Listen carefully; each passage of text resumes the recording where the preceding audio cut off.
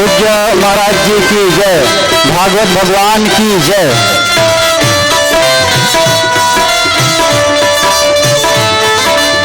बोलो बाके बिहारी लाल की जय, श्रीमद् भागवत महापुराण की जय, ग्राम के शीतला मैया की जय, बाबा गौतम महाराज की जय, हनुमंत लाल जी महाराज की जय।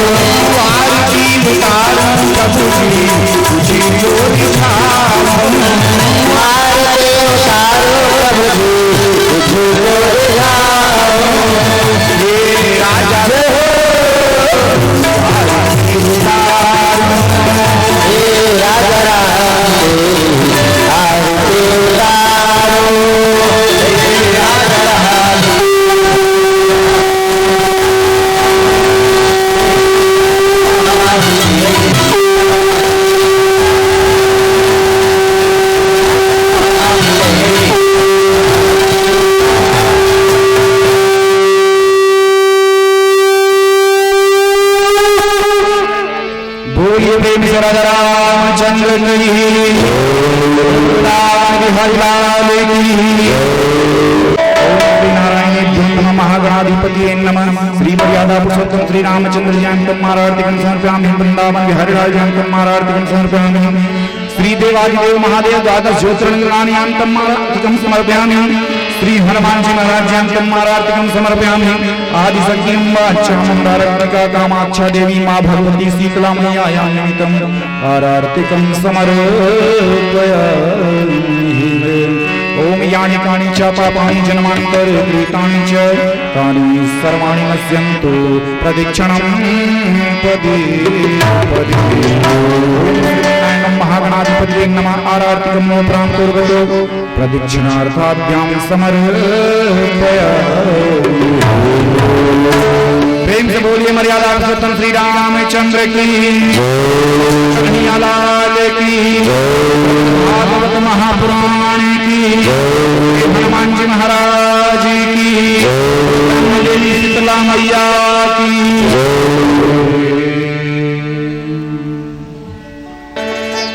बोलिए प्रेम से गजानंद स्वामी के।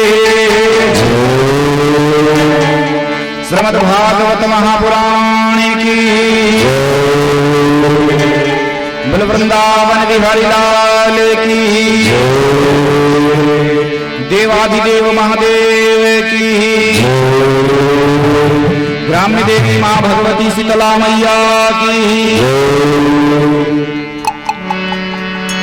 हरि ओम गजाननं भूतगणाधिसेवितं कपितजम्बूफलचारुभक्षणं महासुतं शोकविनाशकारकं नमामि विघ्नेश्वरं।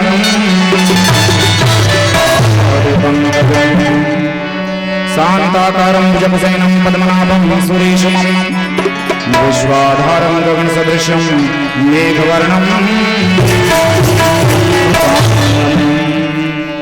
लक्ष्मीकान्तं कमलनयनं योग्यविद्यारगम्यं वन्दे विष्णुभवहरणं सर्वलोकनाथं।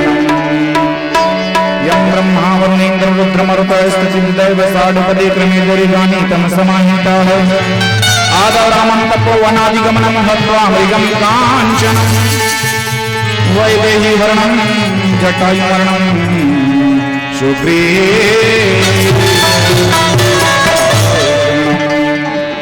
बालिनीदलं समुद्रतरणं लङ्कापुरी गाहनं पश्चात् रावण कुम्भकर्णहरणं एतद्धे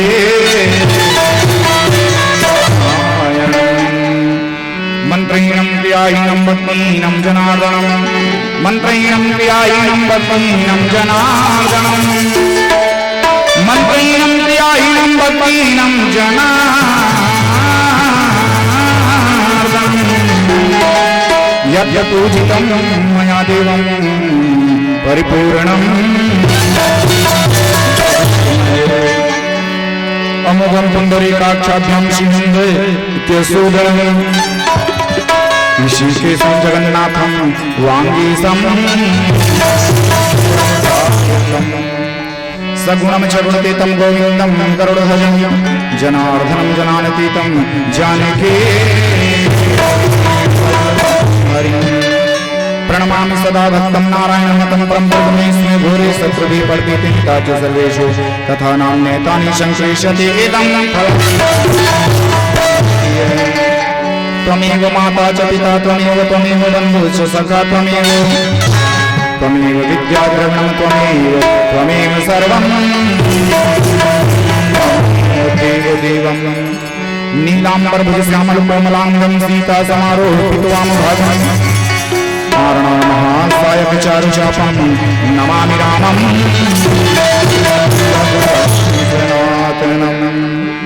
बन्नो पवन कुमार खलबले पावक ज्ञान धन जासु हृदयागार बसहि राम आतुलित बलधामं में कैलापदे हम दोनों जवन कृष्णं जानना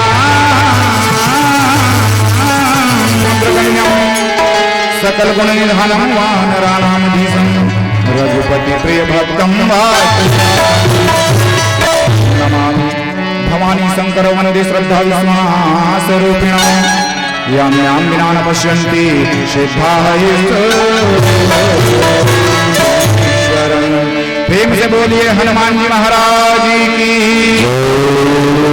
श्री देवाधिदेव महादेव की, भागवत महापुराण की, शीतला मैया की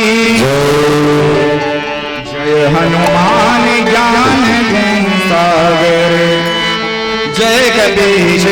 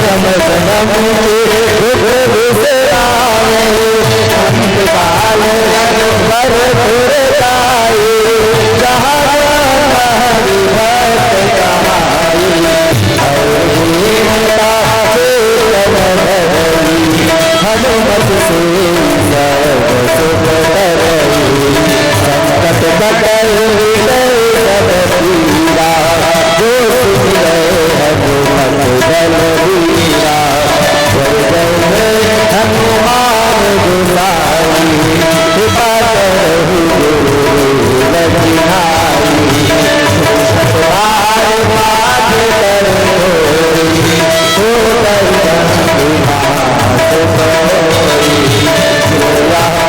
हनुमान चालीसा हो सीता की गौरीता तुलसीदास सदा हरि चेरा के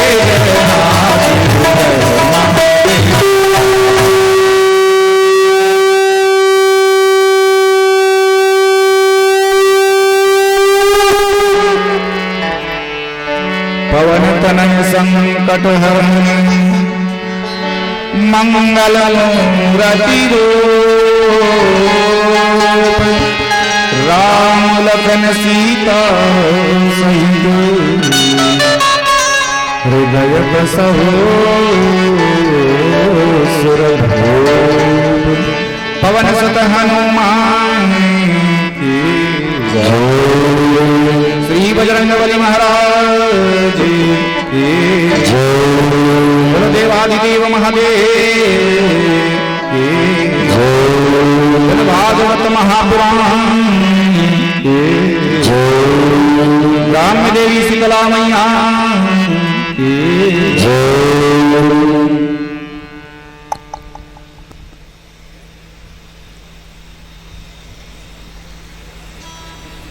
ममतामयी माताएं वात्सल्य प्रेमी मुन्य बच्चों एवं भगवान राम की तरह भगवान श्री कृष्ण कन्हैया लाल की तरह राम भंवर मरम विराजमान समस्त भाइयों एवं बड़े श्री निषाद परिवार और आप समस्त ग्रामीण बंधुओं की अटूट सहयोग से यह श्रीमद् भागवत महापुराण का आयोजन हो पाए जो कि अविरल गंगा की धारा की तरह आपके ग्राम की गली गली में बह रही है और जिस पे आप सब बड़े प्रेम से डुबकी लगा रहे हैं। साथ ही साथ आसपास के ग्रामीण बंधु भी इस सत्संग रूपी गंगा में आकर के स्नान कर रहे हैं। भक्तगणों, यही कथा को राजा परीक्षित ने श्रवण किया। जब राजा परीक्षित को श्राप लगा कि आज सिद्धि 7वें दिन तुम्हें तो छटना काट खाएगा भैया, अपना व्यवस्था कर। राजा तुरंत ही गृहस्थ आश्रम को त्याग किया और निकल पड़े। परम ज्ञानी सुखदेव महाराज जी का आगमन हुआ और सुखदेव जी के समक्ष राजा परीक्षित हाथ जोड़ करके कहते हैं कि भगवान, मेरा उम्र सिर्फ 7 दिन का है, कृपा करके आप मुझे भगवान की उन अमृतमयी लीलाओं को, कथाओं को मेरे समक्ष ऐसा वर्णन करें ताकि मेरा मन काम, क्रोध, लोभ, मोह, अहंकार, ईर्ष्या, द्वेष इत्यादि जो प्रपंच जगत में फंसाने वाली है, इन सबको छोड़ करके भगवान राघवेंद्र सरकार की चरणारविंद में लगे और किया भी। परम ज्ञानी सुखदेव महाराज कथा का वर्णन करता रहा और राजा परीक्षित हाथ जोड़ करके बैठे हैं, सुर को शिव में और चित्त को चैतन्य में है। और आत्मा को परमात्मा में लगा करके यह अमृतमय कथा का पान किया और अपना आत्म कल्याण किया। आइए भक्तगणों, हम और आप ही यही भागवत महापुराण की अमृतमयी कथा को श्रवण कर अपना आत्म कल्याण करने के प्रयास करें। अपना यह मानव जीवन रूपी रस्सी जो उलझ गया है उसको सुलझाने के प्रयास करें। जैसे रस्सी उलझ जाता है तो उलझे हुए रस्सी को अंधेरे कोठरी में बैठ करके सीधा करने के प्रयास करें तो कभी नहीं होगा। उस रस्सी को सीधा करने के लिए घर के आंगन में निकलना पड़ेगा और सूर्य देवता की रोशनी में ही उस रस्सी को सीधा किया जा सकता है। ठीक उसी प्रकार हमारा भी यह मानव जीवन काम, क्रोध, लोभ, मोह, अहंकार इत्यादि प्रपंच में रस्सी की तरह उलझ गया है और इस उलझे हुए जीवन को सुलझाने के लिए हमें भी सूर्य के सामने बैठना होगा। कौन से सूर्य? भागवत महापुराण रूपी सूर्य के समक्ष बैठ करके अपना मानव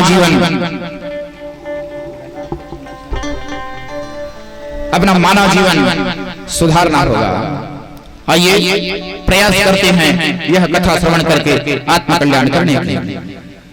राजा परीक्षित बड़े ध्यान से कथा श्रवण कर रहे हैं। परम ज्ञानी सुखदेव महाराज जी कहते हैं कि राजन, एक बार इस भूमंडल में कश्यप और दिति के गर्भ से हिरण्यकश्यप महाराज जी जन्म लिया और हिरण्यकश्यप महाराज जी के पुत्र आए जिसका नाम हो गया प्रहलाद जी। प्रहलाद के पुत्र हुए विरोचन और विरोचन के पुत्र हुए राजा बलि और बलि के पुत्र हुए बाणासुर। सूत जी महाराज कहने लगे, इन राक्षसों की गुरु शुक्राचार्य कहता है कि बलि, मैं तुमको एक न एक दिन इंद्रासन पे बिठाऊंगा। और इसी आस को लेकर के शुक्राचार्य ने राजा बलि को कहा कि जाओ और अपनी पूरी राक्षस मंडली को लेकर के इंद्रपुरी में चढ़ाई करो। लीजिए, इंद्रपुरी में चढ़ाई कर दिया राजा बलि। इंद्रपुरी में राजा बलि चढ़ाई कर दिया। इंद्र भी अपनी देवताओं को आदेश दिया और देवता और दानव दोनों में घमासान युद्ध होने लगे। राजन, सुख जी महाराज कह रहा है, और युद्ध का परिणाम यह निकला राजा कि इंद्र ने राजा बलि को मार डाला। राजा बलि की मृत्यु हो गई। राजा बलि की मृत्यु होने के बाद शुक्राचार्य तिलमिला उठा, कहो मेरा प्रिय शिष्य बलि मर गया। ए इंद्र, तुमको इंद्रासन से उठा करके ही रहूंगा। और यही शुक्राचार्य अपने मंत्र के माध्यम से राजा बलि को पुनर्जीवित कर दिया। बोलो वृंदावन बिहारी लाल की जय। राजा बलि को पुनर्जीवित कर दिया अपने मंत्र के माध्यम से शुक्राचार्य।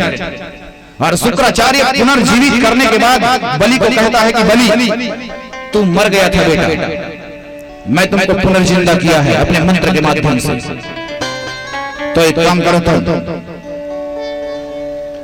एक यज्ञ करवाओ। राजा बलि ने कहा, कौन सा यज्ञ करवाऊं प्रभु? कहा, तुम विश्वजीत नाम का यज्ञ करवाओ जिसमें पृथ्वी में जितने भी ब्राह्मण हैं, संत महात्मा हैं, सबको आमंत्रित करो। आज्ञा गुरुदेव। और राजा बलि अपनी गुरुदेव शुक्राचार्य इनकी कहा मान करके ये विश्वजीत नामक यज्ञ करवाता है। विश्वजीत नाम का यज्ञ करवाया तो पृथ्वी में जितने भी ब्राह्मण थे, संत थे, ऋषि मुनि ज्ञानी, सबको आमंत्रित किया गया। आइए, आपके सानिध्य में, आपकी अध्यक्षता में यह यज्ञ होगा। और लीजिए, यज्ञ बड़ा सुंदर निर्विघ्न पूर्वक संपन्न भी हो रहा है। यज्ञ चल रहा था यज्ञ चल ही रहा था कि ठीक इसी बीच अग्नि देवता प्रसन्न हो गया और यज्ञ भगवान प्रसन्न होकर के साक्षात राजा बलि को दर्शन देने लगे। राजा बलि को कहे, यज्ञ नारायण भगवान कहता है प्रकट होकर के, राजा बलि हम तुम्हारी यज्ञ करने से बहुत प्रसन्न हुए, तुम तृप्त कर दिए इस भूमंडल के समस्त ब्राह्मणों को, संत समाज को। राजन वरदान मांगो तुम। यज्ञ नारायण भगवान कह रहा है राजा बलि को, वरदान मांग लो। राजा बलि ने कहा, नहीं भगवान, क्या वरदान मांगू? मेरे पास अन्न धन्य भरपूर भंडार सब कुछ है, मैं खुद राजा हूं। नहीं, कुछ तो मांग लो। राजा बलि ने नहीं मांगा। जब राजा बलि नहीं मांगा कुछ वरदान, तो यज्ञ नारायण भगवान स्वयं ही कहता है कि बलि मैं तुम्हारे यज्ञ करने से अति प्रसन्न हूं, तुम नहीं मांगते हो फिर भी मैं तुमको दे रहा हूं। और यज्ञ नारायण भगवान ने क्या दिया? यज्ञ नारायण भगवान राजा बलि को एक रथ दे दिया। ले लो ये रथ, मैं तुमको प्रदान करता हूं। राजा इस रथ में बैठ करके जहां भी जाओगे, जिस राजा से भी युद्ध करोगे, उसको पराजय होना पड़ेगा। और साथ ही साथ यज्ञ नारायण भगवान ने राजा बलि को एक तरकस दे दिया, बाण से भरा हुआ, बाणों से भरा हुआ तरकस दे दिया और कहा ये लो, ये तरकस भी रखो। इस तरकस से तुम चाहे जितना बाण निकालते जाओगे, जितना बाण निकालते जाओगे, ये तरकस वापस भरता चला जाएगा। बलि अरे वाह, राजा को तो रथ मिल गया और तरकस भी मिल गया, बड़े प्रसन्न। यज्ञ की पूर्णाहुति हुई। यज्ञ पूर्णाहुति होने के बाद समय बीतने लगा, समय बीतने लगा। एक दिन शुक्राचार्य महाराज कहते हैं कि राजा, मेरे कहने अनुसार तुम विश्वजीत नाम का यज्ञ किया और उस यज्ञ से भगवान नारायण प्रसन्न हुआ, और नारायण ने जो रथ और तरकस दिया है उसका सदुपयोग करने का समय आ गया है। जाओ और जाकर के अब इंद्रपुरी में चढ़ाई करो। तुमको वही इंद्र एक बार मार डाला था, मैंने तुमको पुनर्जीवित किया है, अब जाकर के बदला ले लो। तो इंद्र ने नारायण के द्वारा दिए हुए रथ का उपयोग कर रहा है और तरकस का उपयोग। रथ में बैठा राजा बलि अपने राक्षसों को आदेश दे दिया कि चलिए इंद्रपुरी में चढ़ाई करना है। दूसरा बार जब राजा बलि इंद्रपुरी में चढ़ाई करता है तो इंद्र ने देखा, क्या देखा? राजा बलि पहले से ज्यादा ताकतवर होकर के आ रहा है लड़ाई करने के लिए, लेकिन इंद्र अपनी रक्षा के लिए सभी देवताओं को आदेश दिया। युद्ध प्रारंभ हुआ। युद्ध होते होते होते होते होते होते होते परिणाम क्या निकला? परिणाम ये निकला कि राजा बलि इंद्र को जीत लिया, इंद्र को जीत लिया राजा बलि। अब तो इंद्रासन पे राजा बलि बैठ गए, इंद्र बन गया और इंद्र बन करके राज्य करने लगा। सभी देवता बलि के कब्जे में, राज्य चल रहा है, चारों ओर बलि की जय जयकार। जब राजा बलि इंद्रासन पे बैठा तो इधर देव माता कौन है? अदिति, दानवों की माता दीति। अदिति मैया परेशान हो गई। अदिति माँ कहती है, हे भगवान, मेरे देवता बेटा यहाँ वहां घूम रहा है और मेरी बहन दीति की बेटा जो इंद्रासन पे बैठा है। हे प्रभु, अब मैं क्या करूं? अब मैं क्या करूं? मेरे देवता बेटा को मैं इंद्रासन पे बिठाना चाहती हूं। हर माँ अपनी बेटा को चाहती है अच्छा से अच्छा रहे। अदिति बड़ी दुखी हो गई। इस समय कश्यप महाराज तपस्या करने के लिए गया था। कुछ दिनों के बाद में कश्यप महाराज जी का आगमन हुआ। कश्यप कहता है कि अदिति, तुम्हारी मुखमंडल मुरझाया क्यों है? उदास क्यों है? अदिति कहती है, मैं क्या बताऊं स्वामी, बहन की बेटा बलि वो इंद्रासन पे बैठा है और मेरा बेटा यहाँ वहां घूम रहा है। हे कश्यप महाराज, आप मुझे ऐसा उपाय बताइए जिससे मेरे देवता बेटा को इंद्रासन मिल जाए। तो कश्यप महाराज कहे, ठीक अदिति, तुम एक काम करो, पयो नाम का व्रत करो। पयो नाम का व्रत करने से तुमको अवश्य ही पुत्र का लाभ मिलेगा। भक्तगणों, जिन माताओं का कोई संतान न हो और अगर वो चाहते हो कि हमारा संतान हो, तो भागवत महापुराण में एक बड़ा सुंदर पुत्र प्राप्ति के लिए व्रत बताया है, जिसका नाम है पयो व्रत। जिनके संतान न हो और अगर वो संतान चाहते हो तो ये व्रत बताया है, पयो व्रत। कश्यप महाराज आज अदिति को बता रहे हैं और इसी व्रत के करने के माध्यम से ही वामन जी महाराज जी को अदिति। तो आइए भागवत महापुराण में ये व्रत का वर्णन है, मैं आपके समक्ष रखूं। पयो व्रत किसे कहते हैं? कश्यप महाराज बता रहे हैं, पयो व्रत साल भर रहने का जरूरत नहीं है उसको, केवल और केवल 12 दिन का यह व्रत है। कब रहना है इसको? फाल्गुन मास की शुक्ल पक्ष प्रतिपदा के दिन से। जैसे अभी फाल्गुन मास चल रहा है, शुक्ल पक्ष भी चल रहा है, लेकिन व्रत करने का समय निकल गया है। हालांकि शुक्ल पक्ष है, लेकिन व्रत करने का समय निकल गया है। इसको प्रारंभ कब से करना है? शुक्ल पक्ष की प्रतिपदा एकम तिथि से यह व्रत प्रारंभ करना है और यह व्रत निरंतर 12 दिन तक चलेगा। 12 दिन का यह व्रत है और इस 12 दिन में अन्न ग्रहण नहीं करना है, दूध पी लेना है या फल खा लेना है या दूबी का रस पी लेना है और 12 दिन तक निरंतर यह यज्ञ को करना है। जमीन का सैया करना है और प्रतिदिन एक ब्राह्मण को अपने घर में भोजन करवाना है। सोने की भगवान विष्णु जी की मूर्ति लगेगा और इस मूर्ति का पूजा अर्चना करते हुए नित्य प्रति एक ब्राह्मण को बुलाएं। पहला दिन एक ब्राह्मण, दूसरा दिन 2 ब्राह्मण, तीसरा दिन 3 ब्राह्मण। ऐसा करते करते करते करते ब्राह्मणों की संख्या को बढ़ाना है और 12वें दिन में 12 बार बनाएंगे। 13वें दिन में यही सब ब्राह्मण मिल करके आपके घर में यज्ञ हवन करेगा, पूर्णाहुति करेंगे। इसको कहते हैं पयो नाम का व्रत। और ये व्रत प्रारंभ करने के पहले अमावस्या आएगा, अमावस्या के बाद शुक्ल पक्ष आएंगे, प्रतिपदा। तो अमावस्या के दिन जिस माता को यह व्रत करना है, वो माताएं सुअर के खोदे हुए मिट्टी को ले आएंगे।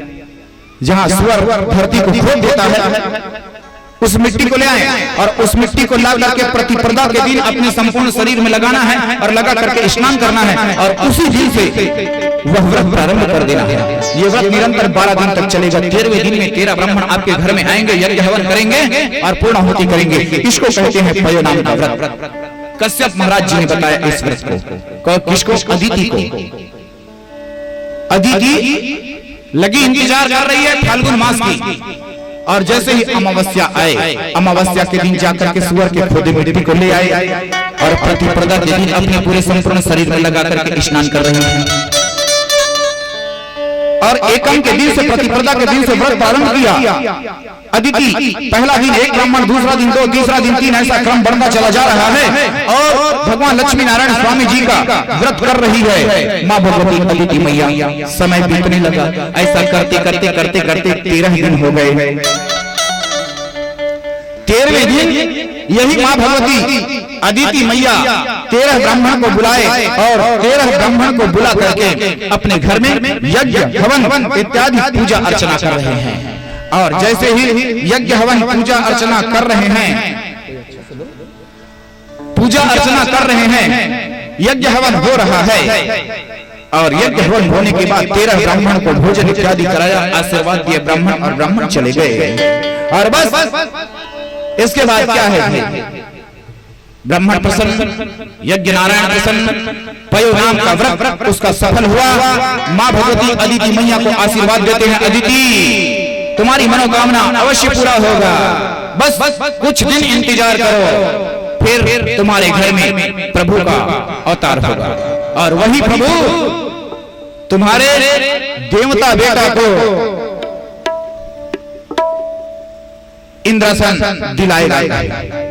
अब लीजिए, यज्ञ हो रहा है 13 ब्राह्मणों के घर में, अदिति के घर में। ये व्रत कोई भी माता कर सकती है।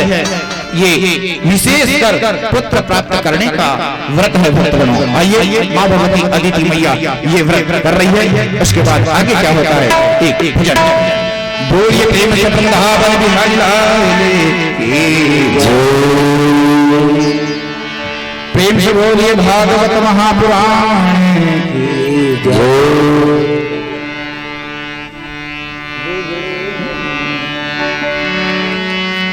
बिगड़ी मेरी बनाओगे,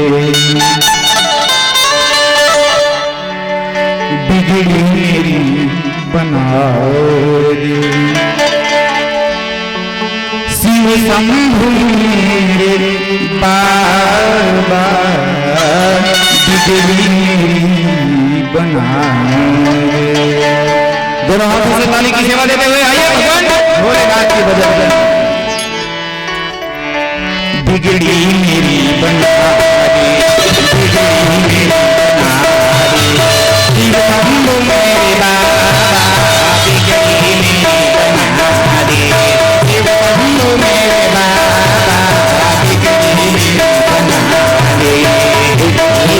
बना दे, शिव शंभु मेरे बाबा, बिगड़ी मेरी बना दे, बिगड़ी मेरी बना दे, शिव शंभु मेरे बाबा, बिगड़ी मेरी बना दे, शिव शंभु मेरे बाबा, बिगड़ी मेरी बना दे, बिगड़ी मेरी बना दे, शिव शंभु मेरे बाबा, बिगड़ी मेरी बना दे, शिव शंभु मेरे बाबा, बिगड़ी मेरी बना दे, बिगड़ी मेरी बना दे, शिव शंभु मेरे बाबा, बिगड़ी मेरी बना दे, बिगड़ी मेरी बना दे, बना दे, शिव शंभु मेरे बाबा, बिगड़ी मेरी बना दे, शिव शंभु मेरे बाबा, बिगड़ी मेरी बना दे, बना दे, शिव शंभु मेरे बाबा, बिगड़ी मेरी बना दे, शिव शंभु मेरे बाबा।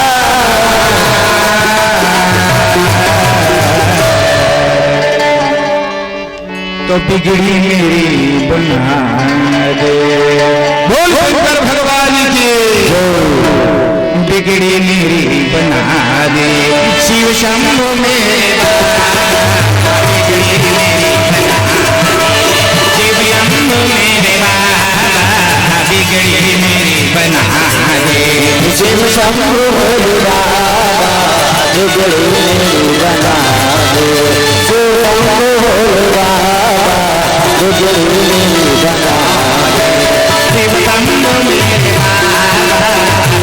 बिगड़ी मेरी बना दे, शिव शंभु मेरे बाबा, बिगड़ी मेरी बना दे, शिव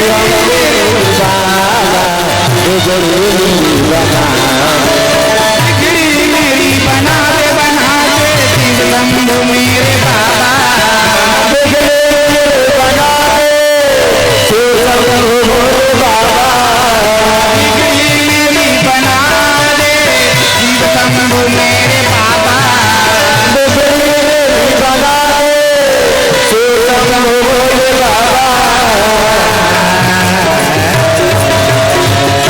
बोल शंकर भगवान की हाथ बंधा करके हर हर महादेव, हर हर महादेव।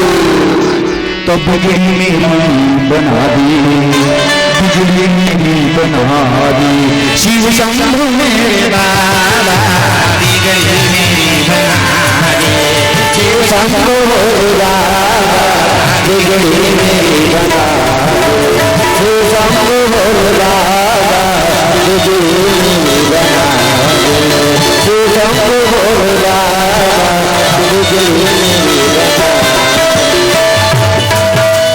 तुमने हजारी दुनिया आके हमें बितारो, तुमने हजारी दुनिया आके हमें बितारो, तुमने हजारी दुनिया आके हमें बितारो,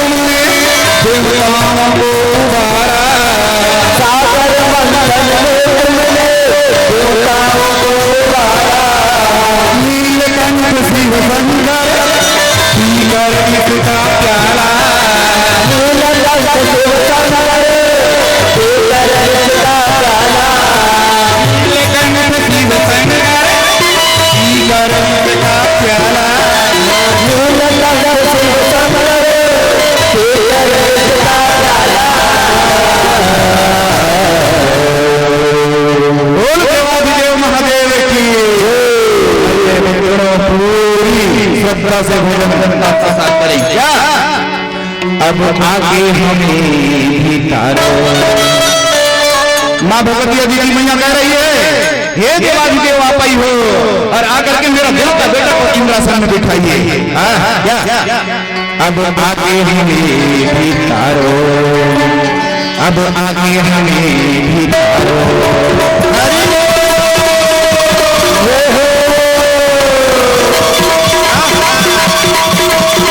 काली की सेवा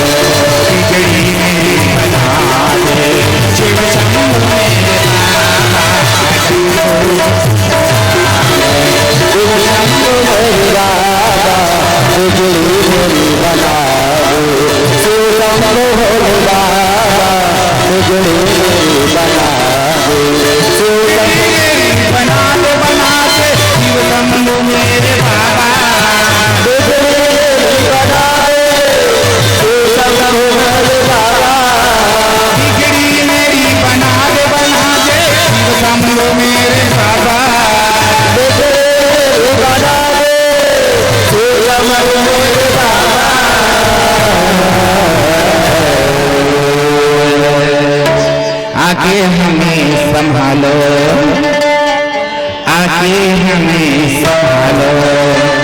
बाबा डमरू बजाने वाले आके हमें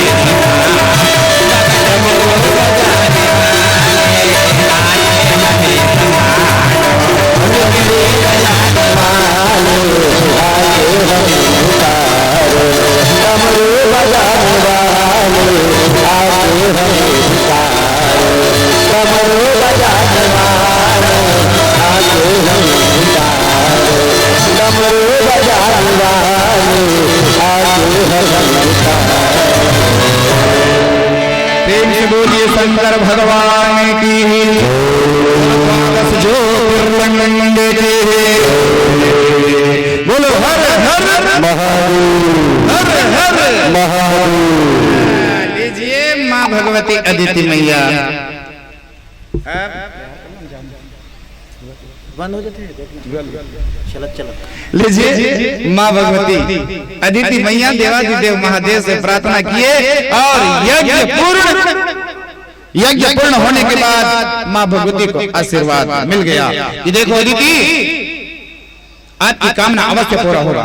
ये व्रत को आप सब माताएं कर सकती हो जिन माताओं के संतान न हो, और अगर वो संतान चाहते हैं तो भक्तगणों फाल्गुन मास शुक्ल पक्ष प्रतिपदा से यह व्रत प्रारंभ कर लेना। भगवान भोले बाबा आपकी झोली भर लेंगे। लीजिए कुछ दिन जैसे ही बीते थे, एक दिन यही मां भगवती अदिति मैया पूजा स्थल पे पूजा कर रही है और लीजिए भगवान का प्रादुर्भाव हो रहा है। भगवान वामन देव के रूप में अदिति मैया के गर्भ में जन्म लिया। प्रेम से बोलिए वामन देव महाराज की। बाबा वामन इतना ही जन्म के बाद 5 वर्ष की बाल्यावस्था वामन देव महाराज जी को देखकर अदिति बड़े प्रसन्न हो गए, बड़े खुश, और लगे वामन देव महाराज जी की स्तुति करने। हे वामन देव महाराज, और मां भगवती अदिति मैया स्तुति कर रही है। और जैसे ही बालक बढ़ गया, 5 वर्ष की बाल्यावस्था, अदिति दौड़ करके गई और जाकर के उसके लिए वस्त्र लाई और वस्त्र पहना दिया। वामन देव वस्त्र पहना दिए। वस्त्र पहनाते ही वामन देव ने वस्त्र पहन लिया, अदिति मैया वस्त्र पहना दी। वस्त्र पहनाने के बाद देवता आ गए और देवताओं ने आकर के यही वामन देव महाराज जी को एक छतरी पकड़ा दिया। ये वामन देव महाराज हमारे तरफ से आपको भेंट है और इस छतरी को लेकर आप जाइए और सारी देवता को इंद्रासन पे बिठाइएगा।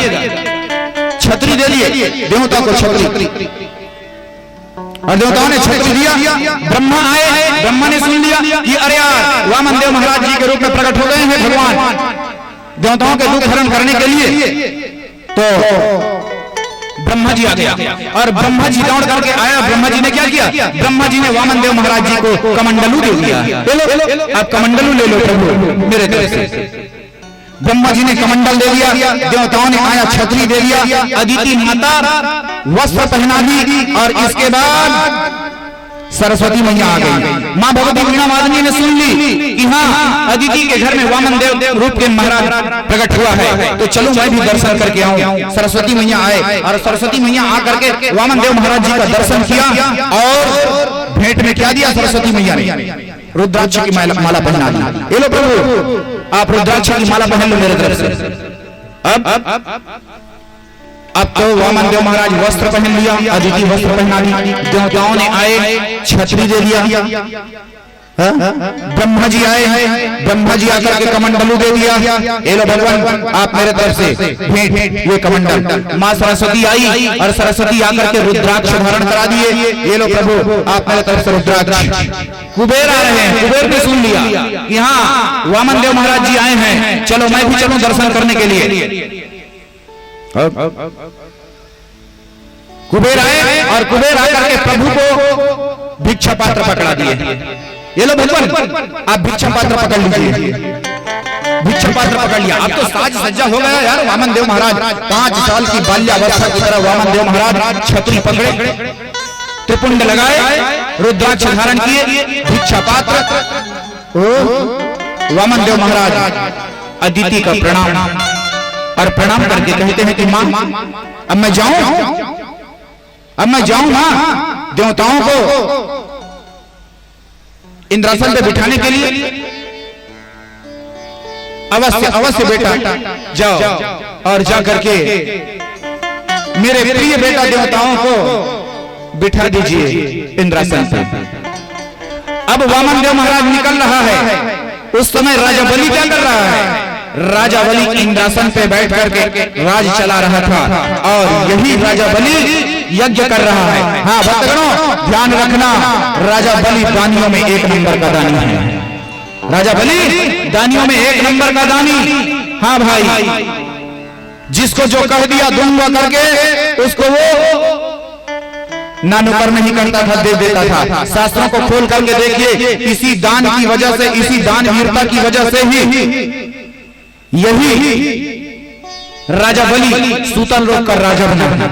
सूतल लोक का राजा दानवीरता की वजह से ही। शास्त्रों को खोल करके देखिए, एक से एक बढ़ करके दानी है। इसी शास्त्र में एक और दानी का वर्णन आता है जिसका नाम है राजा शिबी। शिबी के बारे में आपने पढ़ा होगा, शिबी को आपने सुना होगा। राजा शिबी ऐसा दानी था, ऐसा दानी था, उसकी दानवीरता की प्रताप जब ये धरती पे फैला तो सूर्य और इंद्र ये दोनों कहने लगे यार धरती पे हमने राजा शिबी, राजा शिबी, राजा शिबी बहुत दानवीर है, दानवीर दानवीर ये सुनते हैं। चलो तो भला आज परीक्षा लेते हैं, क्या सचमुच में है दानवीर? जो हम मांगेंगे वो दे सकता है। चलो चले। आइए सूर्य और इंद्र ये दोनों जन आवत है दाई राजा शिबी के पास में परीक्षा ले का बन के आवत है। इंद्र बन के कबूतर, इंद्र बन के कबूतर और सूर्य बन गया बाज।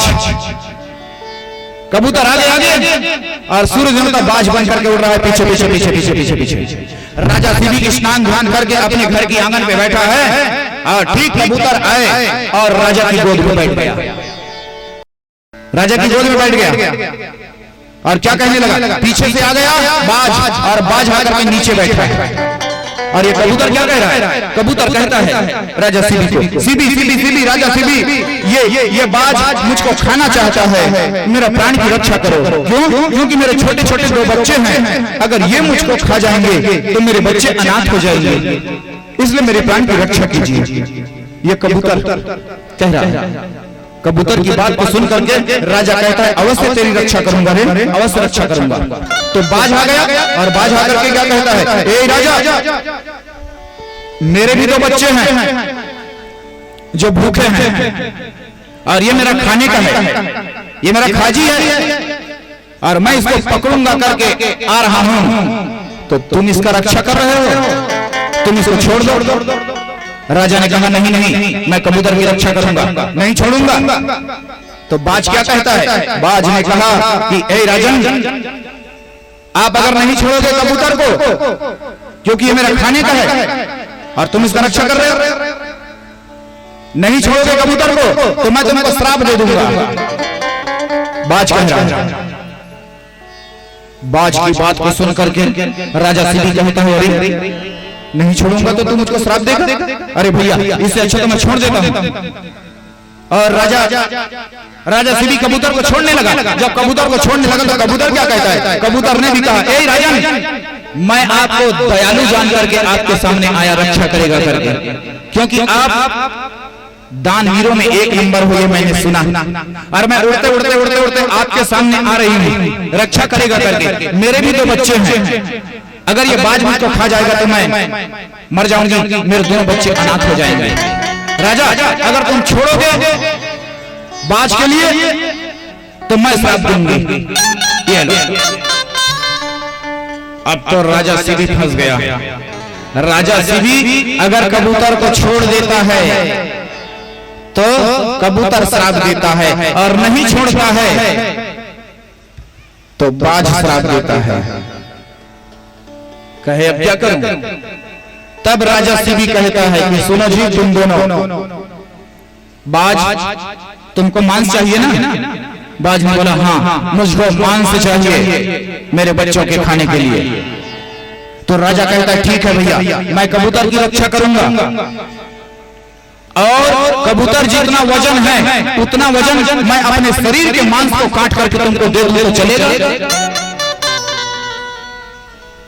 बाज ने कहा अवश्य चलेगा, मुझको तो मांस से मतलब है, दे दीजिए आप अपना शरीर का मांस जितना वजन कबूतर है। तो फिर ठीक है। ओ मंत्रियों, सीबी आदेश दे रहा है लाओ तराजू, और तराजू लाया। राजा सीबी ने अपने हाथ में तलवार लिया और तराजू के एक पलड़े पे कबूतर को, और सीबी ने अपने ही हाथ से अपने एक हाथ को काट डाला और काट करके तराजू के पलड़े पे चढ़ा दिया। तराजू के पलड़े पे चढ़ाया तो क्या हुआ? इधर कबूतर ने अपना वजन बढ़ा लिया, कबूतर ने अपना वजन बढ़ा लिया।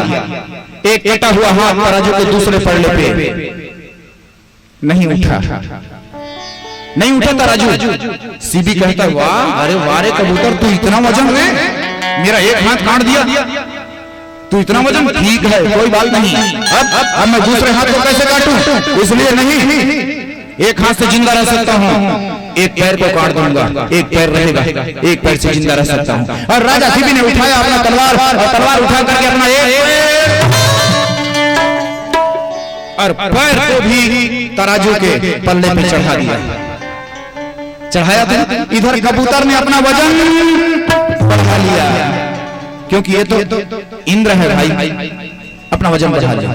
राजा सीबी कहता है अरे वाह, वारे वारे कबूतर तुम इतने वजन रे, मेरा एक हाथ एक पैर, लेकिन तराजू का पल्ला नहीं उठा। कोई बात नहीं, मैं अपना दूसरा पैर काट दूंगा। और उठाया तलवार और उठा करके अपना दूसरा पैर काट डाला, काट के चढ़ा दिया। कबूतर अपना वजन बढ़ा लिया, नहीं उठा। ओ राजा सीबी कहा अरे वाह, मेरा दोनों पैर एक हाथ, इसके बाद भी नहीं उठे, अब इस हाथ को कैसे काटूं? मंत्री आ गया, थामो ये तलवार। मंत्री तलवार थाम लिया और राजा सीबी हाथ बढ़ा दिया। मंत्री ये मेरा हाथ काट दे। महाराज आप महाराज, और मैं कैसे आपके हाथ काट सकता हूँ प्रभु? नहीं नहीं, मैं नहीं काटूंगा। अभी अभी तुमने क्या कहा? मैं महाराज और तुम मंत्री। तो महाराज की आज्ञा को मंत्री मानता है, उसको कहते हैं मंत्री। काट मेरा हाथ, मैं आदेश देता हूँ, ये लो। बस फिर क्या है, मंत्री ने राजा के एक हाथ के ऊपर भी खंग चला दिया, काट दिया, और काटने के बाद उस हाथ को भी रख दिया। तराजू नहीं उठा भाई। अब महाराज कहते हैं मंत्री, ये पूरा शरीर ही चढ़ा दो तराजू पे, ले जा रे बाज, मुझको खा ले, मगर मैं ये कबूतर की रक्षा करूंगा। ये लो। मंत्री ने महाराज को उठा करके तराजू के पलड़े पे जैसे ही डालता है, आज कबूतर न रहा, और सूर्य न रहा, बाज न रहा, बाज सूर्य के रूप में, और इधर कबूतर इंद्र देवता के रूप में प्रकट हो गए। बोलो वृंदावन बिहारी लाल की। और दोनों देवता प्रकट होकर के कहते हैं कि राजन, हम तो तुम्हारा परीक्षा ले रहे थे, परीक्षा लेने आए थे। हमने सुना दानवीरता में 1 नंबर, राजा शिवी सत्यवादिता में 1 नंबर, हम तुम्हारी सत्यवादिता और दानवीरता का परीक्षा लेने के लिए आए। अवश्य तुम हो दानी, 1 नंबर दानी हो। राजा शिवी हाथ पैर कटे। इंद्र और सूर्य दोनों कहता है कि ये राजा शिवी जैसे पहले थे वैसी हो जाए, स्वस्थ मनुष्य के रूप में। फिर क्या है, स्वस्थ मनुष्य के रूप में राजा खड़े हो गया। राजा हाथ जोड़ करके कहता है, भगवान ऐसा परीक्षा किसी भक्त से न लेना, ऐसा कठिन परीक्षा किसी से न लेना। देखा, शास्त्रों को खोल करके देखो यार, एक बड़े दानियों की श्रृंखला आई। हाँ, दान के ही वजह से स्वर्ग तक पहुंचा है, वो भी सशरीर। आपको और क्या बताऊं? हाँ, समय की कमी नहीं तो मैं क्या बताऊं। एक नहुस नाम का राजा है, नहुस नाम के राजा के बारे में आप लोग सुने होंगे, इसी भागवत महापुराण की कथा में निकलता है। हाँ भाई, ये भी दानियों में 1 नंबर का दानी था, राजा नहुस। और ये नहुस इसी दानहीनता की वजह से सशरीर इंद्र गया था भाई, इंद्रासन में बैठा था, इसको इंद्र बनाया था देवताओं ने। इसके वजह से दानहीनता की वजह से, दान में वो ताकत है। जो राजा नहुस इंद्रासन पे बैठा, वो तो राजा नहुस की किस्मत फूटा था, उसको गिरना पड़ा। नहुस खड़ा इंद्रासन पे खड़ा होकर के इंद्राणी से मिलना चाहा और श्राप पाया। नहीं तो यहां से सशरीर वो इंद्रपुरी गया था राजा नहुस। आइए, वामन की चर्चा कर रहे थे हम भगवान वामन देव की। वामन देव महाराज निकल पड़े और इधर राजा बलि यज्ञ कर रहा है। वामन देव महाराज जैसे ही निकलता है, यज्ञ चालू है और वामन देव महाराज चले जा रहे हैं। यज्ञ में सारी के सारी देवता, दानव, नार, नाग, किन्नर, नदी, नाले, पहाड़, पर्वत सब अपना अपना स्वरूप बना करके आया है राजा बलि के यज्ञ में। हाँ भाई, और इधर से वामन देव महाराज चला आ रहा है। लीजिए, वामन देव महाराज चले आ रहे हैं, छतरी लिए, त्रिपुंड धारण किए, और वामन देव महाराज जी का पदार्पण हमारे ही पावन मंच में हो रहा है। ताली से स्वागत करो, बोलो वामन देव महाराज की। करा ले, और वामन देव महाराज चले। छोटा सा 5 वर्ष की बाल्यावस्था, और 5 वर्ष की बाल्यावस्था वामन देव महाराज का आगमन। वामन देव महाराज को देख करके यज्ञ में जितने भी संत महात्मा थे दौड़ने लगे स्वागत के लिए। राजा बलि अपने आसन से उठा और आसन से उठ करके दौड़ा और कहे, आइए आइए आइए महाराज, आइए, आपका स्वागत है, स्वागत है, स्वागत है वामन देव जी, वामन देव जी, लीजिए स्वागत है।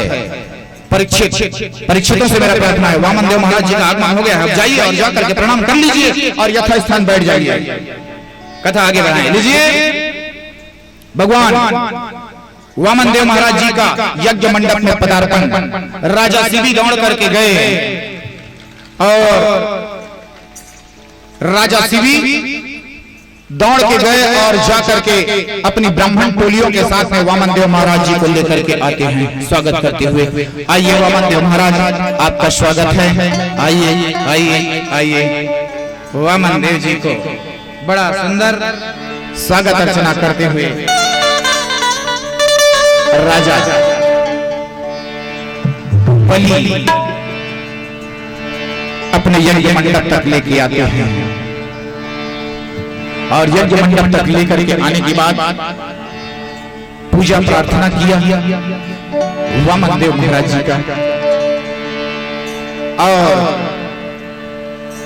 राजा बलि हाथ जोड़ करके कहता है वामन देव महाराज जी से कि प्रभु आपकी आगमन को देख करके हम तो डर ही गए थे, हमारे यज्ञ में सूर्य देवता आ रहा है क्या यह सोच रहे थे, लेकिन धन्य है हम आपका दर्शन पाया। आइए वामन देव आइए। राजा बलि वामन देव को सुंदर आसन दिया और आसन देकर के पाद प्राचनार्थाभ्याम पत्रम पुष्पम तोयम समर्पयामि। पूजा अर्चना के बाद राजा बलि वामन देवता से प्रार्थना करते हैं, हे वामन देव आप अच्छा चले आए, मैं धन्य हो गया। आप कहां से आए हो प्रभु और आपका नाम क्या है? राजा बलि पूछ रहा है। राजा बलि के पूछने पर वामन देव ने कहा कि अरे भाई मैं तो बस निकल रहा था, आपके यज्ञ मंडप के किनारे किनारे धुआं देखा, धुआं उड़ रहा था, मैं सोचा यहाँ यज्ञ हो रहा है, चलो यज्ञ भगवान का दर्शन कर लूं और आ गया। मेरा यहाँ आने का कोई विशेष प्रयोजन ही नहीं है, बस यूं ही चला आया। भगवान आपका नाम क्या है और कहां से आ रहे हैं? अरे लोग मुझे वामन कहते हैं। ओ वामन देव भगवान, ठीक कोई बात नहीं। राजा ने बिठाया। बिठाने के बाद राजा बलि कहता है कि देखो वामन देव महाराज जी आप अच्छा पहुंच गए हो हमारे घर में, हमारे इस यज्ञ मंडप पे। जब आ गए हो तो मैं आपको कुछ दान देना चाहता हूं, आप अपने मुखारविंद से मांगिए, जो मांगना है मांग लीजिए वामन देव महाराज, मांग लीजिए। वामन देव ने कहा देखो भाई मैं कोई मांगने वाला ब्राह्मण हूं नहीं, मैं मांगने वाला ब्राह्मण हूं नहीं, मैं तो यज्ञ की धुआं देख करके आपकी यज्ञ मंडप पे पहुंच गया और यहाँ आने का मेरा कोई विशेष उद्देश्य भी नहीं है, मैं दान नहीं लूंगा। राजा बलि कहता है महाराज इस यज्ञ में जो भी ब्राह्मण आया है उसको मैं सबको दान देकर के संतुष्ट कर रहा हूं। आप भी आ गए हो यज्ञ में, आप ले लो कुछ दान ले लो, आपका जो मर्जी जी चाहे ले लो। वामन देव ने कहा नहीं मैं दान नहीं लूंगा, बस दर्शन कर लिया, अब मैं जा रहा हूं। राजा बलि कहता मैं ऐसे जाने नहीं दूंगा, क्योंकि जो ब्राह्मण मेरे घर में आ गया उसको मैं दान देकर के ही रहता हूं। एक बार मुझसे जो दान ले लेता है उसको अन्य के पास जाने की आवश्यकता नहीं होता है। तो आप दान लीजिए मुझसे। कहा नहीं मैं दान नहीं लूंगा भैया, मुझको नहीं चाहिए। राजा बलि ने जिद किया प्रभु आप आए हो तो आपको लेना पड़ेगा। तब वामन देव महाराज जी ने कहा कि राजा बलि आपके पूर्वज भी एक दानी था, विरोचन। विरोचन आपका पिताजी ये भी दानियों में एक नंबर का दानी था। प्रहलाद ये तुम्हारा बाबा जी है, वो भी एक नंबर का दानी था, जिसका तुम निर्वहन कर रहे हो। यह सुनकर के मुझे अच्छा लगा, लेकिन मैं दान नहीं लूंगा कहे। राजा बलि ने जिद किया भगवान आपको दान लेना पड़ेगा। तब लेने का जिद किया तो वामन देव महाराज कहते हैं ठीक है भाई मैं ले लूंगा दान, लेकिन दान आपके मुताबिक नहीं लूंगा, लूंगा तो मैं अपने मुताबिक लूंगा। राजा बलि ने कहा मांगो, जो मांगना है मांगो, एक द्वीप को भी मांगोगे तो मैं द्वीप को भी दे सकता हूँ, आप जो मांगना है मांग लो। तो वामन देव महाराज जी ने राजा बलि से क्या मांगा? राजा बलि से कहता है कि बलि ना मुझे कोई द्वीप चाहिए, न सोना चाहिए, न हीरा मोती चाहिए, न जवाहरात चाहिए, मुझे तो चाहिए बस मैं अपने पांव में नापूंगा 3 गज भूमि चाहिए, 3 गज भूमि, और वो भी मैं अपने पांव से नापूंगा भैया। राजा बलि खिलखिला करके हंसने लगा। राजा बलि कथे हो हे भगवान एक ते दिखत है स्नानु कान 5 साल के अवस्था है तो पांव कटका बड़ अरे चम्मच का बड़ हवे 3 पांव मांगत हते ते 3 पांव का करबे 3 पांव का करबे राजा बलि कहता है नहीं मुझे केवल 3 पांव ही चाहिए 3 डग देना है तो दो और नहीं देना है तो मत दो भैया। राजा बलि कहे अभी बच्चा हो तुम क्या लाभ और क्या हानि ये तुमको समझ में नहीं आ रहा है। एक बार जो ब्राह्मण राजा बलि के पास में आ जाता है उसको बलि ऐसा दान दे देता है कि जीवन भर किसी और के पास हाथ फैलाने की जरूरत नहीं पड़ता है। मैं वो राजा और तुम यहाँ आकर के मांगते हो 3 पांव भूमि। अरे अरे ऐसा मांगो कि मुझको भी लगे कि हाँ यार मैंने कुछ दिया। राजा बलि का कहते अरे मांगा थे तेल बने मांग देवैया दे असन लागे और लेवैया ले असन लागे ऐसा मांग जी कहे। वामन जी कहे नहीं मोला चाहिए केवल 3 भूमि 3 डग भूमि। इस बात को सुन रहा था शुक्राचार्य सुनत रहा है। शुक्राचार्य कहते ए बलि एल मत दे रे 3 पांव भूमि मांगा थे ना ये भगवान विष्णु ने छलिया बन करके आए तो पूरा छल दिए लेकिन नहीं माना भाई। राजा बलि कहता है मैं दूंगा अगर आप कहते हो गुरुदेव ये भगवान विष्णु ने करके तब तो फिर मुझे देने में और ज्यादा आनंद आएगा।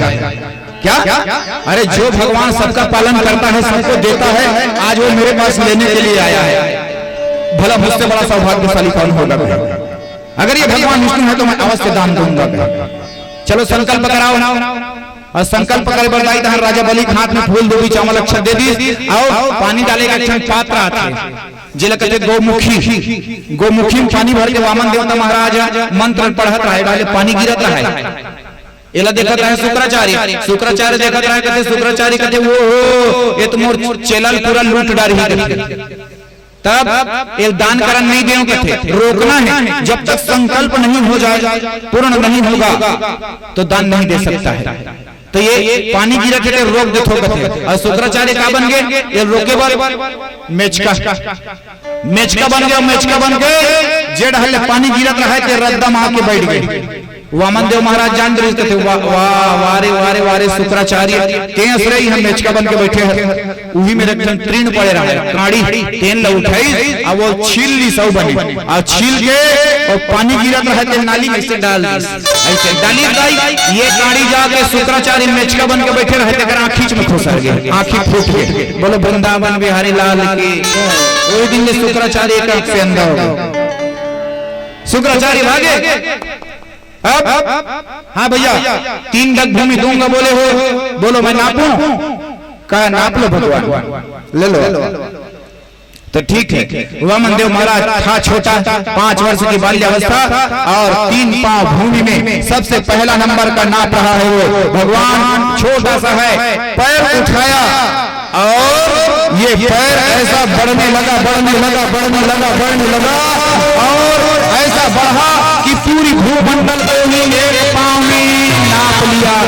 बोलो वामन देव महाराज की पूरी भूमंडल को एक पांव में ही नाप लिया। ये लो राजा ये मेरा पहला पांव। राजा देखी तक बका के दाई अभिल राजा का कहा था एक पहली अरे ऐसे मांग ताकि मोला दे असन लागे तो ले असन लागे देवैया दे असन लागे लेवैया ले असन लागे असन मांग जी का मांगत होते हैं 3 पांव भूमि और तो पांव हवे दत्ता बड़बड़ चम्मच का बड़बड़ ऐसे कहा था। अब एक पांव पूरा धरती में नाम देखता रहा राजा बलि। हाँ दूसरा पांव उठा लो। अब दूसरा पांव में पूरे स्वर्ग को नाप लिया। बोले प्रेम से वामन देव भगवान की। दूसरा पांव स्वर्ग में भी राज्य था राजा बलि का वहां को भी एक ही पांव में नाप लिया। वामन देव ने कहा देखा राजा बलि एक पांव में तेरा स्वर्ग मेरा हो गया तेरा पृथ्वी मेरा हो गया पूरा पृथ्वी मेरा हो गया अभी एक पांव बाकी है बोल और कहां है तेरा संपत्ति। राजा बलि हाथ जोड़ लिया कहां हो गया भगवान समाप्त। अरे वाह तुम तो अभी तक कह रहे थे ज्यादा मांगो ज्यादा मांगो ज्यादा, और मोर 3 चम्मच एला पूरा नहीं कर सकत थे। हाँ त्यों मांग कहत रहे, कहाँ पूरा कर डरते तो कहाँ रखूं मैं तीसरा पांव? अब तुम्हारे पास कोई संपत्ति नहीं है। वामन देव महाराज जी ने कहा, ए पार्षदों आओ और आकर के राजा बलि को ले जाकर के नरक में गिरा दो। क्यों? क्योंकि ये झूठ बोला है, मैं 3 पांव भूमि दूंगा करके, और दे रहा है 2 पांव। इसलिए जो जितना कहने के बाद नहीं देता है वो नरक के गामी है। डाल दो नरक में, नरक में डाले बर लेगत रहे दाई, नरक में डाले बर लेगत रहे राजा बलि।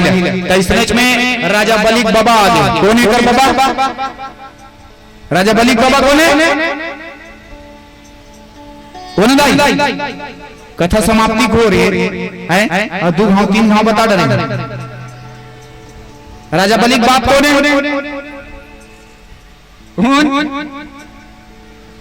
राजा बलि का पिता विरोचन, विरोचन के पिता प्रहलाद। प्रहलाद आगे राजा बलि बाबा, प्रहलाद आके भगवान से हाथ जोड़ के कहते वामन देव महाराज जी से कि प्रभु नरक में से मत डालिए। जीवन भर कभी झूठ नहीं बोला है, दानियों में 1 नंबर का दानी। झूठ बोला है तो आज बोला है पहली बार। 3 पांव भूमि दूंगा करके माफ कीजिए, मैं क्षमा मांगता हूं बलि की ओर से। इतने में ही राजा बलि क्या कहता है, ए बाबा जी अभी आप कुछ मत बोलो, अभी मेरे पास बाकी है। कहाँ आगे भैया, कहाँ बाकी है? राजा बलि कहते, हे वामन देव महाराज, 1 पांव में आपने धरती को नापा मेरा, 1 पांव में मेरे स्वर्ग को नाप लिया आपने। भगवान आप अपना तीसरा पांव मेरे सिर पे रख दीजिए प्रभु। ये शरीर तो मेरा है ना, अरे धरती आपको दे दिया मैंने दान में, स्वर्ग को दिया, लेकिन ये शरीर मेरा अपना है। अपना तीसरा पांव मेरे सिर पर रख दीजिए। वामन देव महाराज बड़े प्रसन्न हो गए। वामन देव ने कहा, वाह वाह वाह वाह राजा बलि, सचमुच में तू बड़ा चतुर है रे, चतुर है। क्या अपनी पूरी संपदा को देने के बाद आप अपनी पूरी शरीर को देना चाहते हो? जो मेरा नाम लेता है उसका कल्याण हो जाता है, ये शास्त्रों में लिखा है। बताओ मैं तुम्हारे सिर पे अपना पांव रखूंगा तो मेरे पास तो जगह ही नहीं है कि मैं तुमको कौन सा गति दूं। मैं बहुत प्रसन्न हुआ। ए राजा ठीक है, मैं तुमको सूतल लोक का राजा बनाता हूं कहे। और वामन देव महाराज जी ने राजा बलि को सूतल लोक का राजा बना दिया। और भगवान कहता है कि मैं तुम्हारी चौकीदारी करूंगा, गदा लेकर के खड़ा रहूंगा। लो भगवान भक्त के कब्जे में आ गए।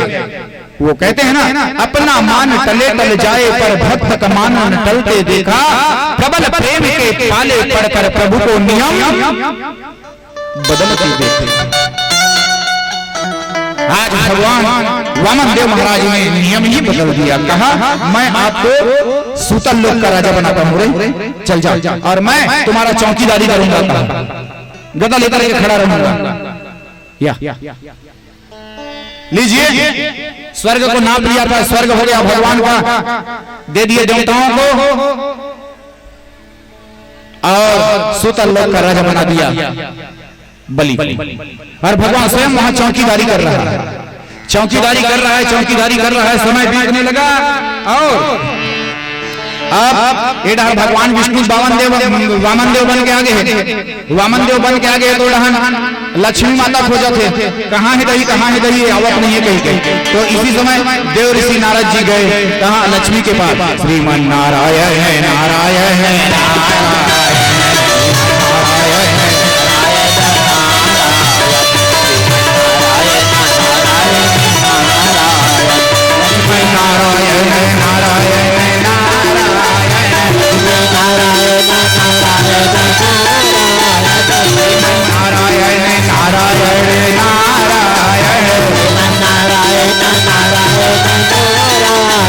लक्ष्मी नारायण नारायण नारायण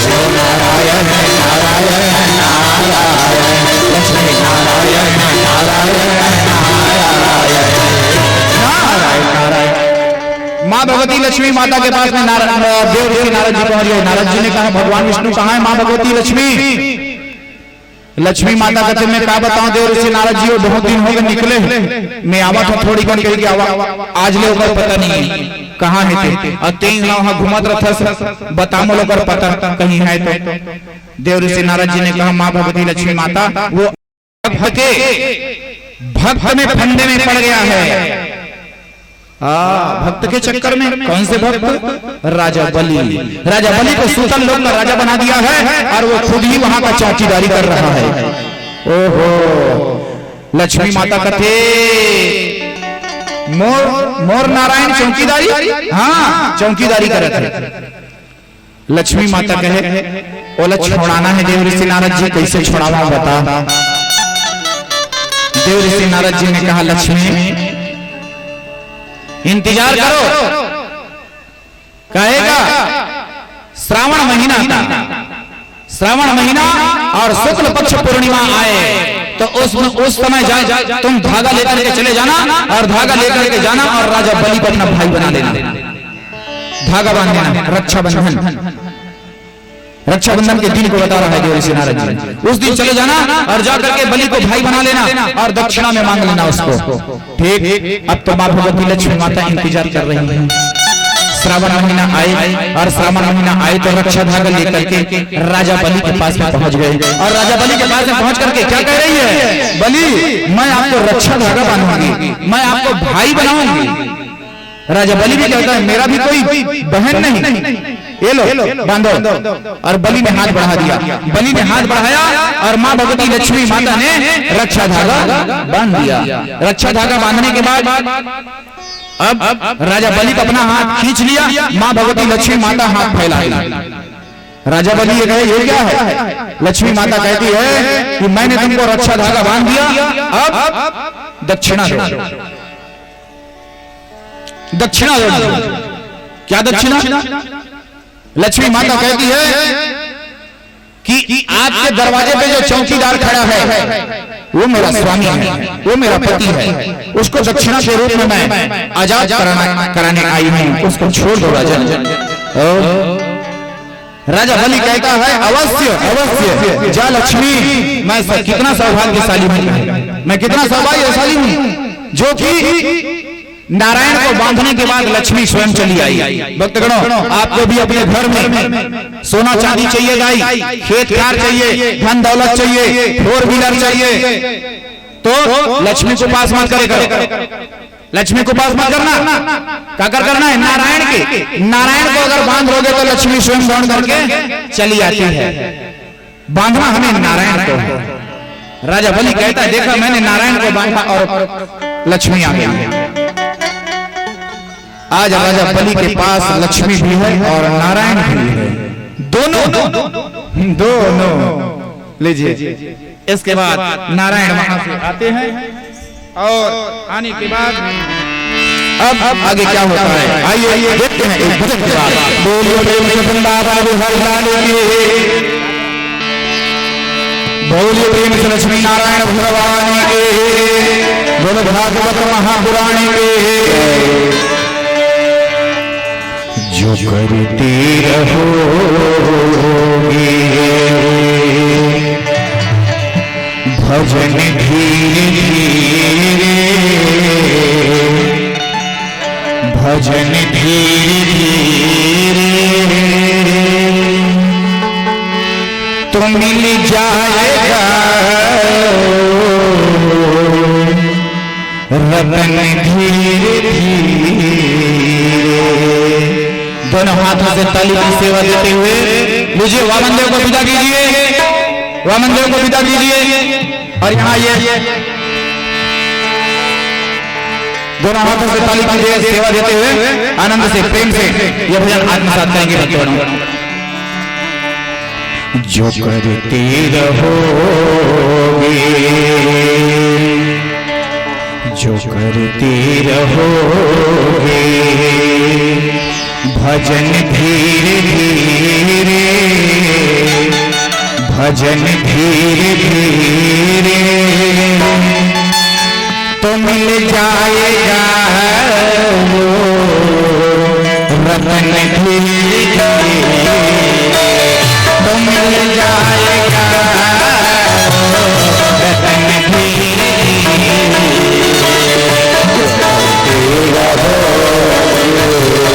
भजन धीरे भजन धीरे तो मिल जाएगा भजन धीरे तो मिल जाएगा भजन धीरे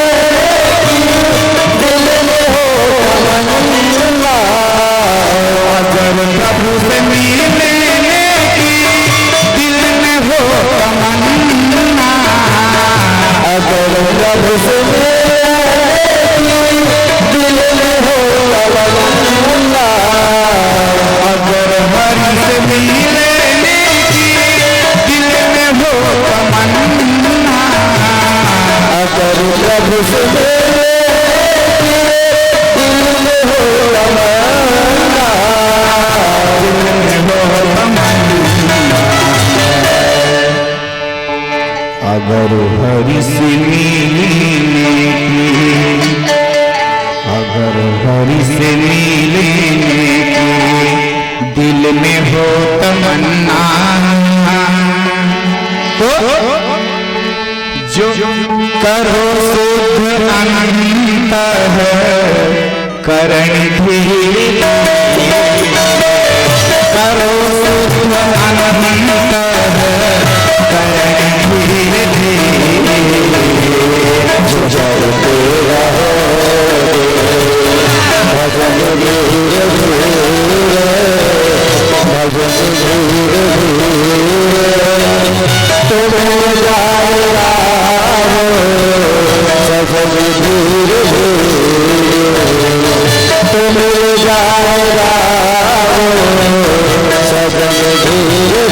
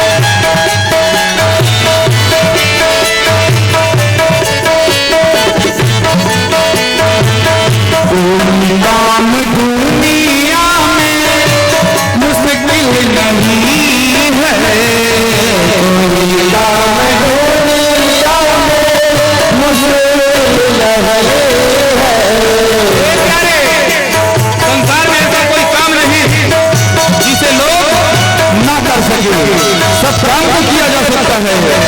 किसी बात के लिए भजन कर रही है, दोनों हाथों से ताली की सेवा देते हुए हरि बोल।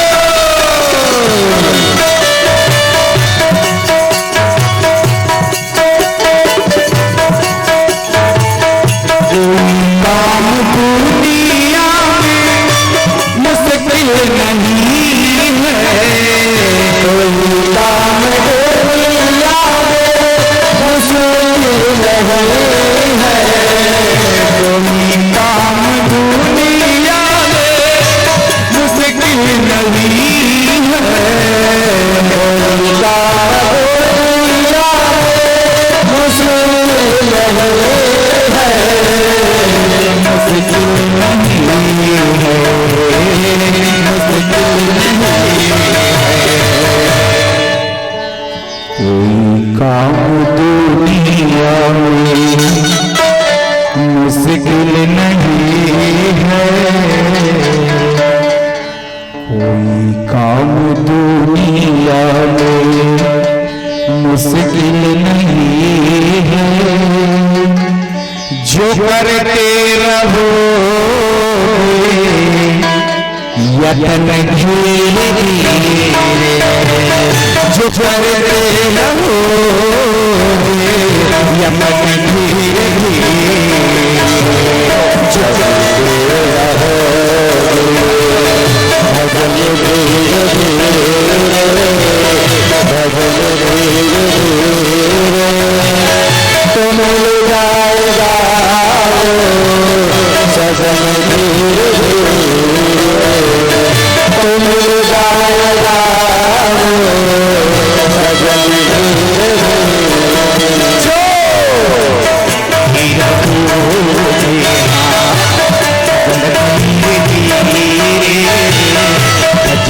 भजन धीरे धीरे, तो मिल जाएगा वतन धीरे धीरे,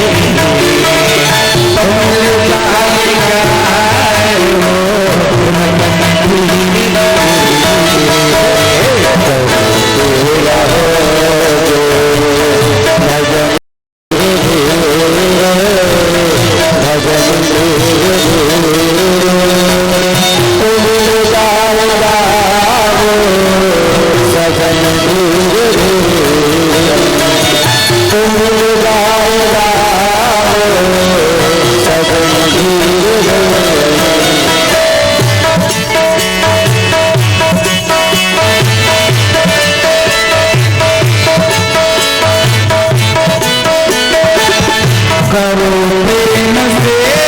वतन धीरे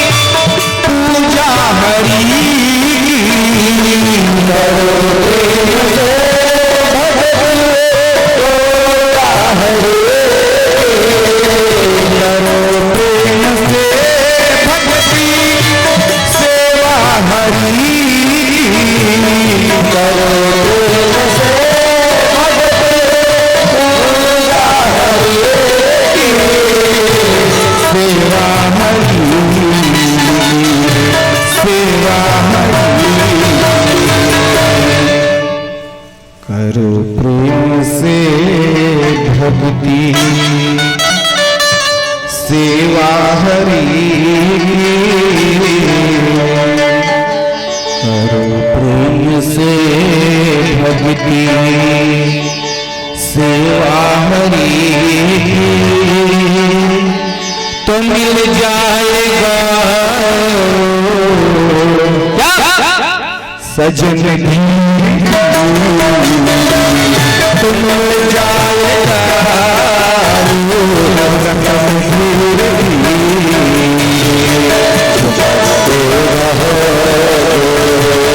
भजन धीरे धीरे, भजन धीरे धीरे, तो मिल जाएगा सजन धीरे धीरे, तो मिल जाएगा सजन धीरे धीरे,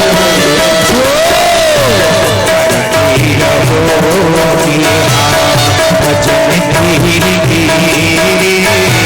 भजन धीरे धीरे।